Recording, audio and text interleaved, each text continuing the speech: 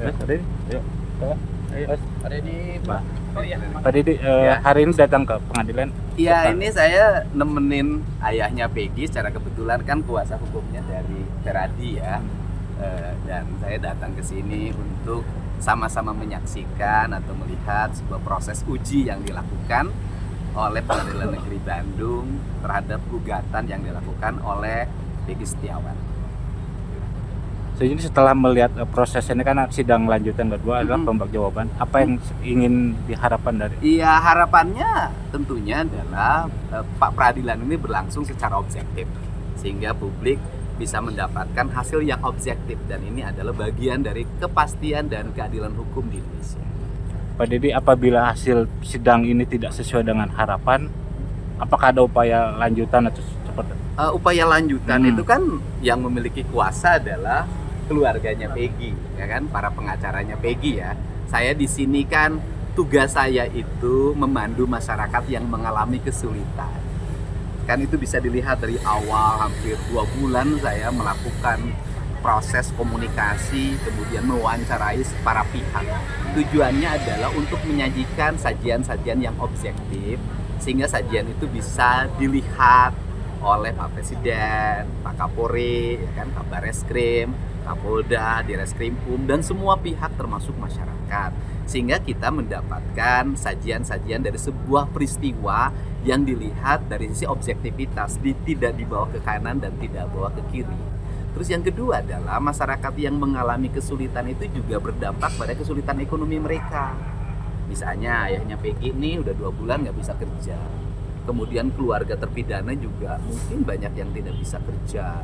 Dan mereka kan harus mendapat supporting agar tidak lahir kemiskinan baru dan agar tidak berbuat kejahatan karena desakan ekonomi. Dan itu tugas kita, tugas kemanusiaan. Yang berikutnya adalah membawa wacana ini ke lembaga yang memiliki otoritas, yaitu Polri, ya kan, dari mulai Polres, Polsek, Polres, Polda sampai Mabes Polri, sehingga seluruh rangkaian yang diucapkan di channel yang saya miliki harus diuji melalui proses penyelidikan dan penyidikan. Inilah tugas saya, sehingga semua orang berangkat pada rel, yaitu rel konstitusional. Dan semua lembaga aparat penegak hukum adalah rel konstitusional yang harus ditempuh.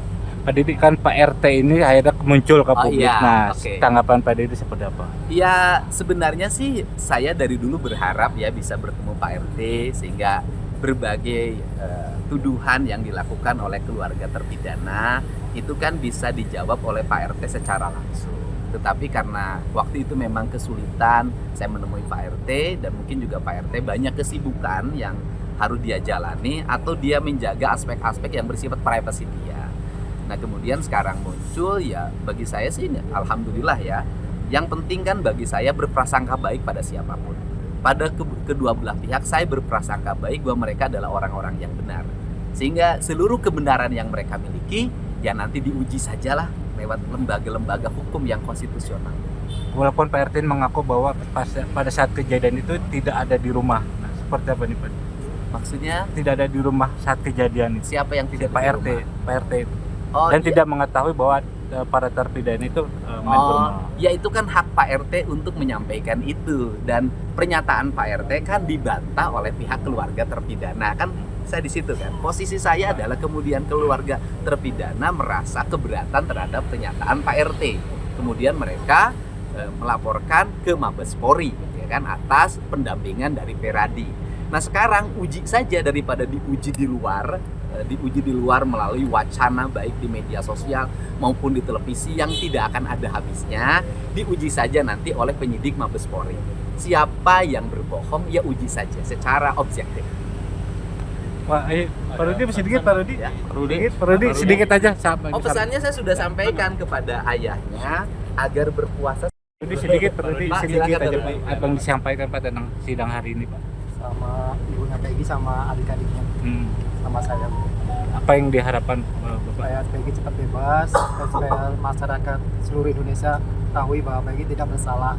Semoga ada doanya, semoga dilancarkan persidangannya. Pak Rudi, apabila hasil sidang pra-peradilan ini tidak sesuai dengan harapan, Pak, tanggapan seperti apa? Ya nanti bagaimana muslim itu aja, PH aja, hanya PG aja. Apakah masih optimis nanti tim kuasa hukum dapat membela Peggy ke depannya? Optimis nggak Bapak? Optimis. Optimis. Yakin nggak? Yakin, ya. Yakin. Yakin. Peggy Seberapa benar? yakin Pak?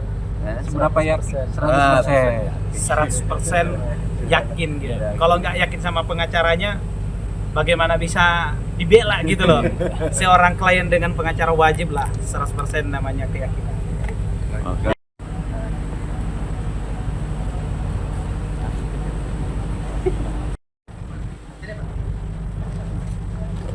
Tadi, yuk. Ada di Pak. Oh iya. Pak Didi, Ya. hari ini datang ke pengadilan. Iya, Apa? ini saya nemenin ayahnya Peggy. Secara kebetulan kan kuasa hukumnya dari Feradi ya. Dan saya datang ke sini untuk sama-sama menyaksikan atau melihat sebuah proses uji yang dilakukan oleh Pengadilan Negeri Bandung terhadap gugatan yang dilakukan oleh Peggy Setiawan. Jadi setelah melihat proses ini kan sidang lanjutan kedua adalah pembagjawaban. Apa yang ingin diharapkan dari? Iya, harapannya tentunya adalah Pak Peradilan ini berlangsung secara objektif sehingga publik bisa mendapatkan hasil yang objektif, dan ini adalah bagian dari kepastian dan keadilan hukum di Indonesia. Pak Didi, apabila hasil sidang ini tidak sesuai dengan harapan, apakah ada upaya lanjutan atau seperti? Upaya lanjutan itu kan yang memiliki kuasa adalah keluarganya Peggy, ya kan, para pengacaranya Peggy ya.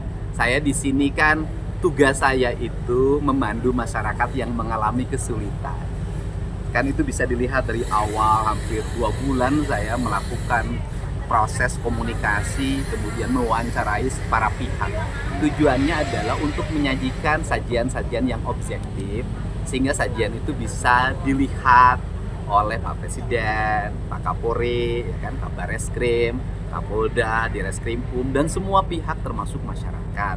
Sehingga kita mendapatkan sajian-sajian dari sebuah peristiwa yang dilihat dari sisi objektivitas, tidak dibawa ke kanan dan tidak bawa ke kiri. Terus yang kedua adalah masyarakat yang mengalami kesulitan itu juga berdampak pada kesulitan ekonomi mereka.